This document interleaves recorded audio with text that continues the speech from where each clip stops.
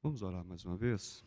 Pai, abençoe, ó Pai, as nossas vidas, abra o nosso coração, a nossa mente, e que o Teu Espírito Santo, Senhor, aplique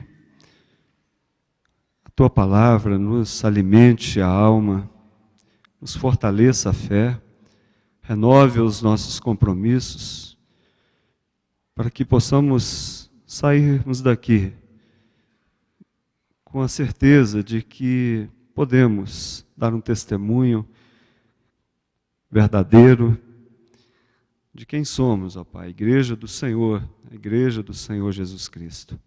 Abençoe-nos, nós oramos no nome de Jesus. Amém, Pai. Eu creio que a maioria dos homens que vão se casar, primeiro escolhem a noiva, depois escolhem a casa onde vão morar, concorda? Eu fiz isso.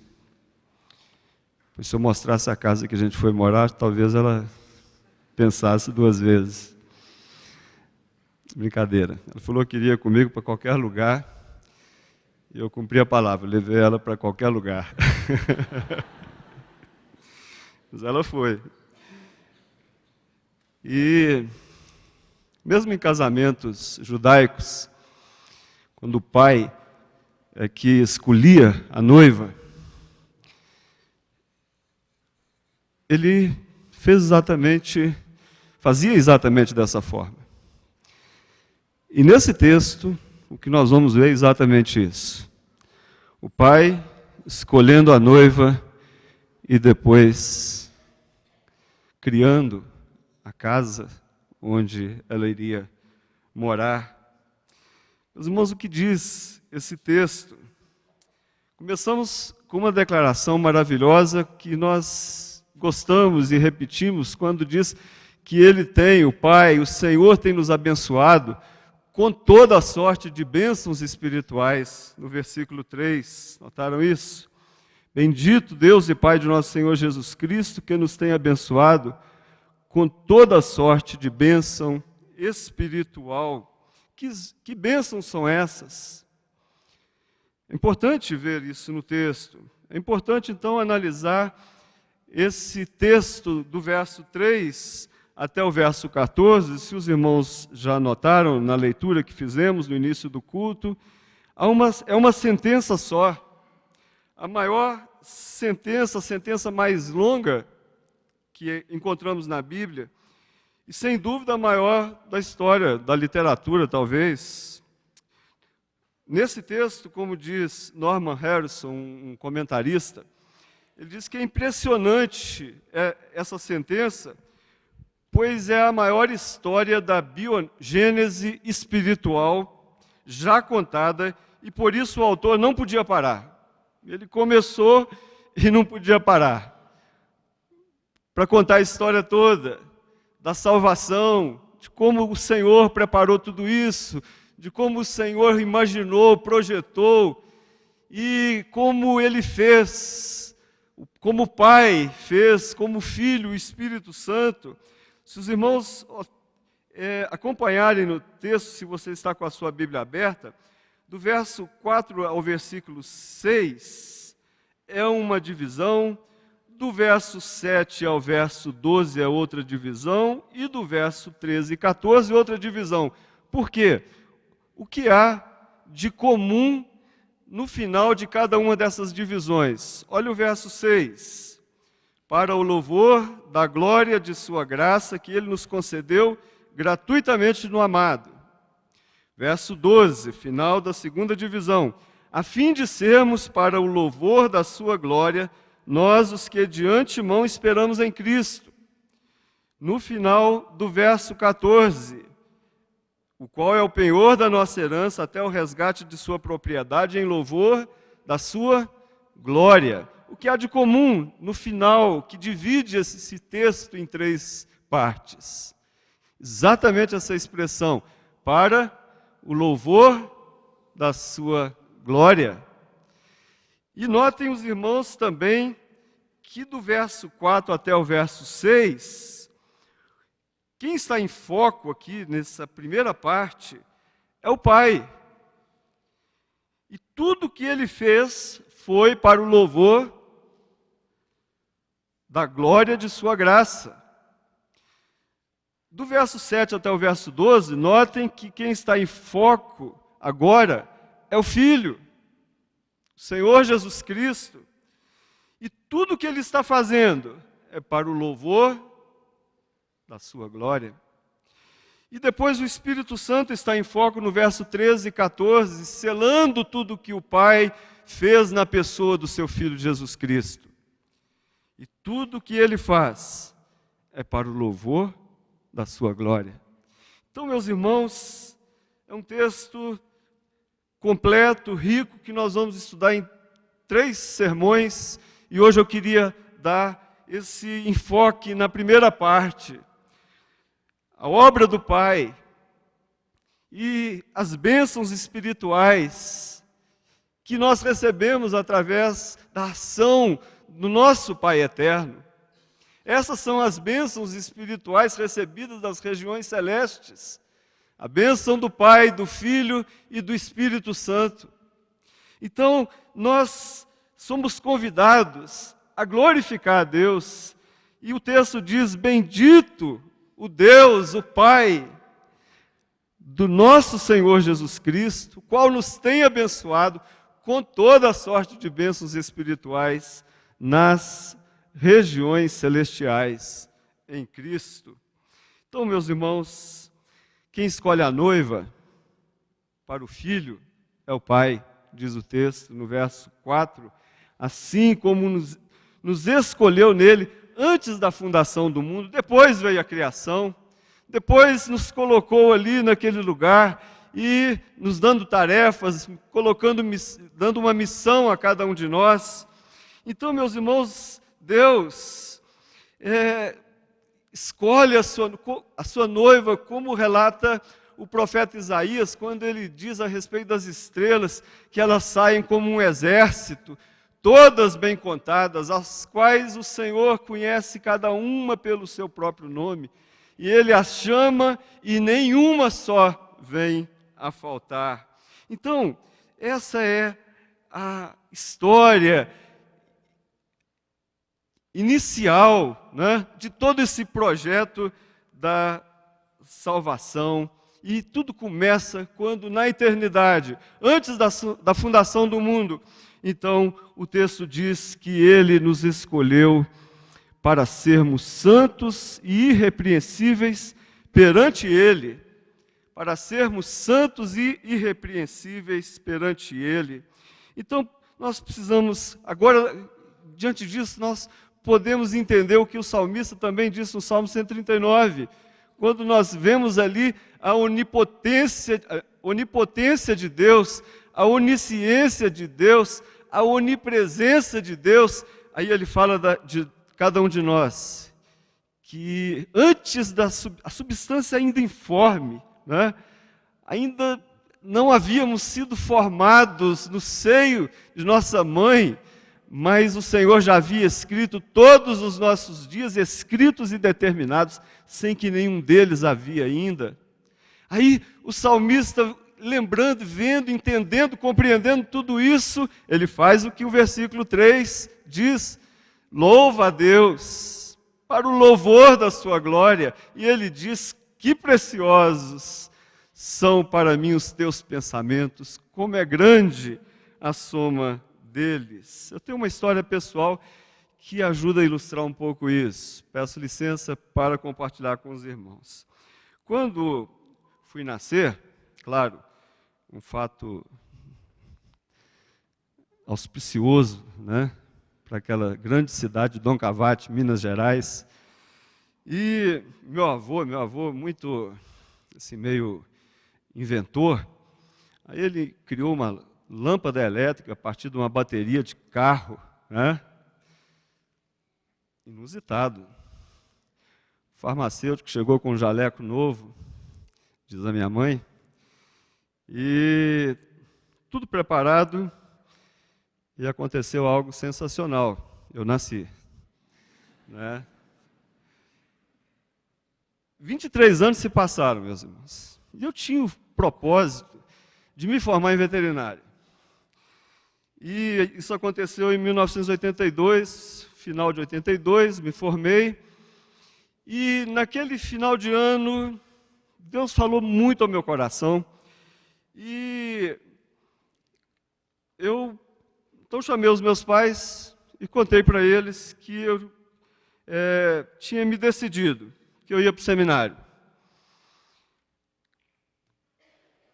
Quando eu contei para eles a minha decisão, aí eles falaram, a gente já sabia. Eu disse, por quê? Ela falou assim, a minha mãe então contou a respeito de um documento, que é esse aqui, que hoje tem mais de 54 anos. No dia do meu nascimento, estava meu avô, minha avó, meus pais, e ali eles fizeram um documento e me falou então que eles já tinham colocado a minha vida no altar de Deus, consagrado a minha vida no altar de Deus, assinado, está aqui assinado, né? E eles estavam só esperando que isso acontecesse.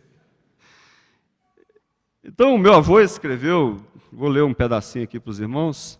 Nasceu hoje o terceiro filho do reverendo Alberto Ferreira da Cunha e dona Ceni Lourenço da Cunha, sendo a primogênita Eleni, a segunda Lília, e o terceiro, que nasceu hoje, 13 de março de 1959, às 22 horas. Por ser o primeiro filho homem do casal, tomou o nome de Obedes Júnior e foi consagrado a Deus imediatamente depois do seu nascimento. Minha mãe orou, meu pai, meu avô, minha avó, todos oraram, decidiram.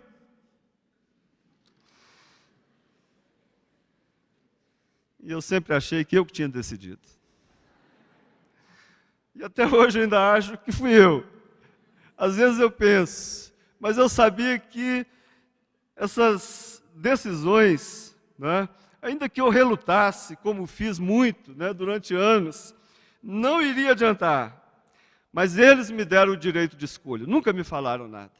Me deram o direito de escolha e às vezes, então, eu fico ainda, né, como eu disse.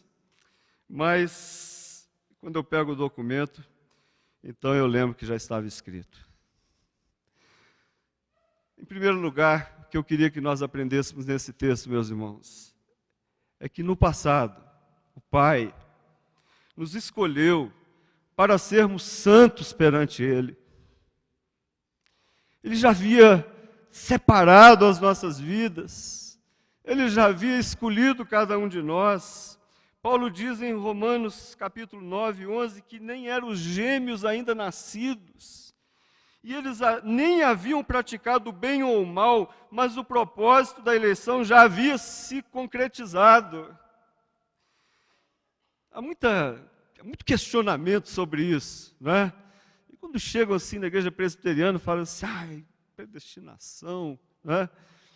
E tudo começou, muitas dúvidas. Houve um homem no século IV, chamado Pelágio, que dá o nome aos pelagianos, que afirmavam que nós somos capazes de obedecer, que depende de nós, que Deus é bom e tudo que Deus criou é bom, então nós somos bons. Então nós somos bons, nós somos capazes de obedecer. Viveu no mesmo tempo de Agostinho. Agostinho contrariou toda essa ideia, porque Agostinho dizia o contrário, somos incapazes de obedecer. Aí, como a dialética diz, que toda tese tem uma antítese, né? Então veio alguém e fez uma síntese. Veio os semi-pelagianos dizendo que nós somos capazes, então, de pelo menos cooperar com Deus. Mas Lutero que lutava terrivelmente com o pecado, ele pegava chicote e ficava se chicoteando horas e horas por dia, porque ele sentia o peso do pecado, ele sentia culpa e ele queria que aliviar sua culpa sofrendo, como era a doutrina que ele tinha aprendido, até que ele entendeu que pela fé ele podia encontrar a graça de Deus, e ele chegou à conclusão, meus irmãos, que ninguém é capaz de nada, porque nós somos cativos do pecado, somos escravos do pecado. E João Calvino vem com a sua sabedoria, com tudo isso, e ele então afirma que nós somos escravos, sim, mas voluntários. Voluntários. Deus, apesar de ter nos escolhido, Ele faz com que o Espírito Santo atue no nosso coração de tal forma que nós desejamos a salvação. É uma escolha que não é forçada, mas Ele faz com que a gente se alegre pela salvação e nem se sinta assim, estou fazendo porque o meu pai obrigou. Mas porque a graça é irresistível. Alguém que está perdido e que encontra uma luz, ele se alegra. É assim que nós podemos, então, entender, compreender essas doutrinas que às vezes confundem tanto a nossa mente e a nossa cabeça. Imagina Abraão, quando foi escolher a noiva para o seu filho. Ele chamou o servo dele e falou assim: você vai lá na minha terra e você vai escolher uma noiva para o meu filho. Fico imaginando, o servo chegou para ele e falou assim: ô patrão, por favor, né? Por favor, isso é uma coisa muito séria, eu tomo conta da casa, o senhor vai lá, escolhe do gosto do senhor. Meus irmãos, eu fico imaginando que Abraão tinha tanta certeza na direção de Deus, no projeto de Deus, que ele virou para Eliezer e disse: meu querido, pode ir, vai. E é engraçado que o servo, quando ele chega lá e vê Rebeca, né? Então ele chega para ela e conta a história toda. Olha, o meu patrão é um moço bom, bonito, rico, solteiro e crente. É o cara, não é? Não é? E alguém poderia dizer numa história dessa: nem precisa ser bonito, né? Mas em Gênesis 24, 58, diz que Labão chega então para Rebeca e pergunta: você quer ir com esse homem? E ela responde: irei. E depois que tudo aconteceu, meus irmãos, eu fico imaginando também que Rebeca pensou que ela que estava tomando a decisão,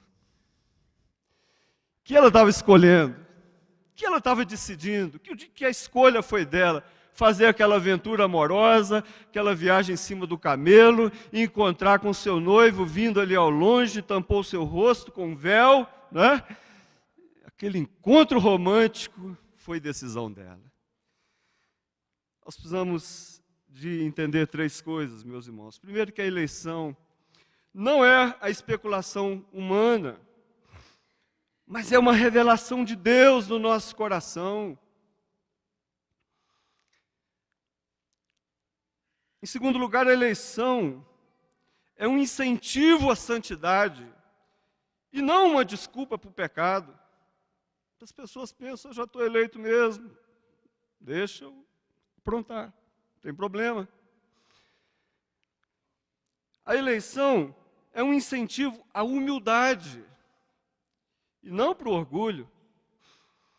Então Calvino diz em seu comentário que os sofistas, ele diz o seguinte: quando as pessoas poderiam pensar ou afirmavam, né, do orgulho de dizer que eles mesmos poderiam escolher ou decidir quanto à sua salvação. Então ele diz o seguinte: os sofistas de Sorbonne estão equivocados, pois que dignidade poderia haver no homem se eles ainda nem tinham nascido? Então, antes da fundação do mundo. Isso é soberania, meus irmãos, isso é soberania de Deus. E a segunda coisa que eu queria que nós entendêssemos nesse texto, quando os irmãos veem no verso 5, quando diz que, final do verso 4, verso 5, que diz, e em amor nos predestinou para a adoção de filhos por meio de Jesus Cristo. Então, precisamos de aprender também que além de sabermos que o Pai no passado nos escolheu, no passado o Pai também nos predestinou para a adoção. E aí é uma outra história que a gente precisa compreender também. E aqui, indo contra os semipelagianos, arminianos e toda essa turma, que acham que não houve eleição, não houve predestinação, mas apenas uma presciência de Deus. Deus, como onisciente, sabia quem ia aceitar a salvação. Mas é muito mais do que isso, meus irmãos. Além da onisciência, há também a onipotência de Deus. E a predestinação para a adoção de filhos. O que é isso?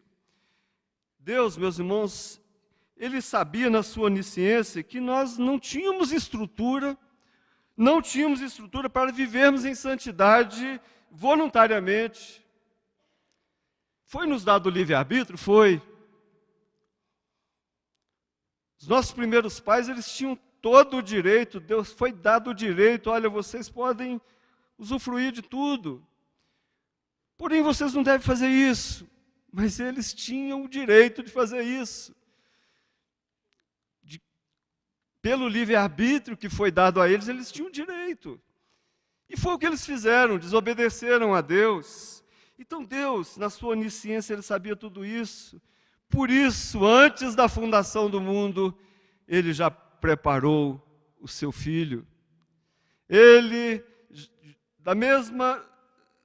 no mesmo momento, na eternidade, primeva, não é? Como se diz, ao escolher, Ele também nos predestinou para a adoção, quando Ele colocou no coração de Jesus, o seu Filho, a cruz. E é no livro de Apocalipse que nós lemos isso. Quando entendemos em Apocalipse 13, 8, que o Cordeiro foi morto antes da fundação do mundo. Então, meus irmãos, além da onisciência de Deus, Deus já havia resolvido o nosso problema de pecadores que nos tornamos. Então, filhos, criaturas que abandonaram a Deus, precisavam agora de ser resgatadas e adotadas, para que pudessem ser filhos legítimos novamente. Mas para isso tinha um preço a ser pago, o preço da vida. O salário do pecado é a morte. Então o Senhor Jesus, já sabendo, Ele já com a certeza desse projeto do Pai, então Ele dá a sua vida por nós e nos recebe agora como filhos amados. Meus irmãos, o que nós aprendemos de Deus é que Deus, na sua soberania, Ele sempre é vencedor. Então Ele havia imaginado um projeto de que Ele ia encher essa terra de todo o conhecimento dEle, de toda a glória, da imagem e semelhança dEle. Esse era o projeto de Deus. E o homem, então, ele causa uma ruptura nesse projeto quando vem o pecado. Mas tudo isso já estava resolvido antes da fundação do mundo. O projeto de Deus ia ser cumprido, independente de qualquer coisa. Meus irmãos, vemos ao longo da história da Bíblia que muitas vezes a gente começa a imaginar que não tem mais crente. Elias teve essa sensação, lembra? Chega para o Senhor e fala: Senhor, olha, acabou, não tem mais ninguém. Mataram todos os profetas, só eu fiquei e daqui um pouquinho eu morro. E o Senhor então fala com ele: calma, Elias, tem sempre um remanescente, tem 7.000 que não dobraram ainda o joelho para Baal.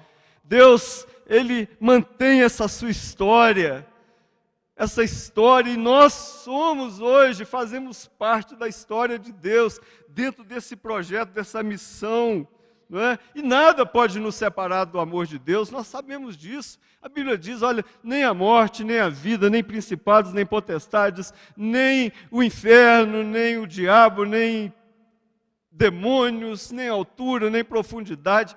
Meus irmãos, nada pode impedir esse projeto grandioso do Senhor. Quando foi estabelecido o decreto da criação, a cruz já havia sido colocada no coração do Filho, para que Ele pudesse, então, nos resgatar, como filhos amados que somos hoje. Louvado seja Deus, queridos.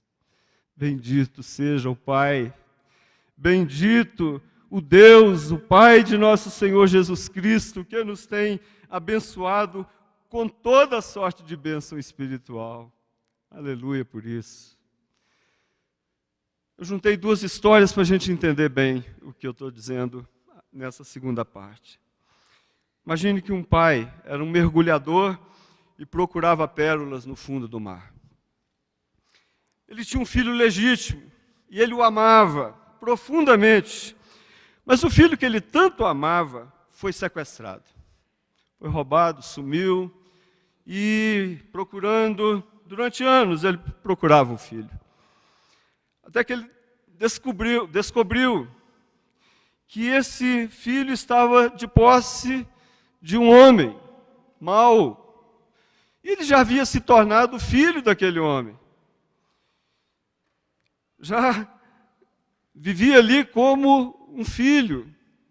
E somente uma fortuna muito grande poderia convencer aquele homem mau a devolver o seu filho.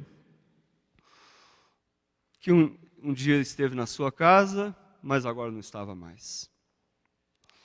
Ele, não tendo esse dinheiro, ele resolveu então procurar pérolas maiores. E ele então começou a mergulhar em lugares mais profundos, porque eram nos lugares mais profundos que ele encontraria aquelas ostras maiores e com a possibilidade de encontrar pérolas maiores, mais caras, mais valiosas. E assim ele fez. Certo dia, ele mergulhou profundamente. Quando ele não tinha mais ar, ele continuou mergulhando e ele foi até as profundezas. E ali ele pegou uma ostra daquela grande que ele tanto imaginava, e ele subiu com aquela ostra nas mãos, e quando ele subiu, seus amigos o ajudaram a tirar, mas ele não tinha mais vida, ele morreu.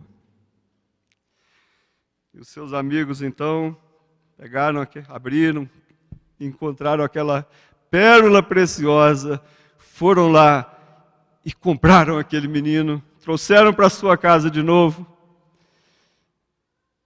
mas o preço daquela pérola foi um preço muito alto. Meus irmãos, às vezes a gente não entende a grandeza do Evangelho. Às vezes a gente limita o Evangelho a achar que a gente precisa encontrar uma igreja boa, onde os nossos filhos tenham amigos melhores, bons, né? Um ambiente bom, amigos. A gente imagina a igreja só, muitas vezes, em comunhão. Meus irmãos, nós precisamos compreender o Evangelho na sua grandeza, na sua profundidade, no valor que ele tem, no preço que ele tem. E nós precisamos, então, de ler esse texto, encontrar, meus irmãos, o que ele tem realmente para nós. Que grandes bênçãos espirituais o Senhor tem nos dado.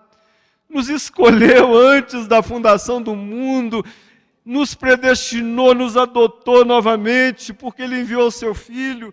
E a eleição derruba todas as teses dessas filosofias casuísticas, dessas coisas aí de destino, de um monte de coisa que tem sido dito hoje. A eleição derruba todas as teses do evolucionismo, desse naturalismo que está sendo pregado aí hoje. Então, nós precisamos de compreender a grandeza do que Deus fez conosco, a grandeza da igreja, a grandeza do que é a igreja de Jesus, o valor que tem para Deus. Não foi uma coisa inventada ali, plano B, como dizem muitos. Não, é um plano feito antes da criação, onde o Pai, o Filho, o Espírito Santo, a Trindade, na eternidade, pôde criar. E Ele pensava em nós, pensava em você, pensava em cada um de nós. E tudo isso foi feito com 2 motivos. E eu termino dizendo isso. Primeiro, meus irmãos, Ele fez tudo isso para sermos santos, para parecermos com Ele. Ele fez tudo isso para que a gente pudesse ter o caráter de Jesus, para que a gente pudesse ser pessoas melhores, maridos melhores, esposas melhores, filhos melhores, profissionais melhores, gente que pudesse ser relevante no mundo, gente que pudesse ser relevante na sociedade, gente que pudesse fazer diferença onde estiver. Não é esse tanto de crente sem ética que a gente está vendo por aí hoje, não. Nem esse tanto de crente que não sabe nem o porquê que está na igreja. Deus fez tudo isso para sermos santos e irrepreensíveis. E quando nós somos santos e irrepreensíveis, o louvor da glória de Deus enche a terra. Aleluia, queridos. Nós fazemos parte dessa história, sim. Nós fazemos parte dessa história. Por isso, eu desafio a igreja a levar mais a sério a santidade, levar mais a sério a vida com Deus, levar mais a sério a vida na presença de Deus. Não um crente que vive uma vida no mundo e outra aqui na igreja. Aqui na igreja tem um rosto assim de santidade, mas lá fora, meus irmãos, não foi para isso que Deus realizou todo esse projeto. Que a nossa vida possa produzir louvor e glória ao Senhor. Amém, igreja? Em nome de Jesus. Vamos cantar. Ore ao Senhor, coloque a sua vida, peça ao Senhor, Senhor, que o Senhor me faça santo, que haja santidade, que o Senhor veja santidade na minha vida, pureza, muda o meu caráter, muda, Senhor. Às vezes infidelidades, tantas coisas que, meus irmãos, que seja repreendido tudo isso na nossa vida, no nome de Jesus. Vamos ficar em pé, vamos cantar e vamos louvar ao nosso Deus com esse cântico.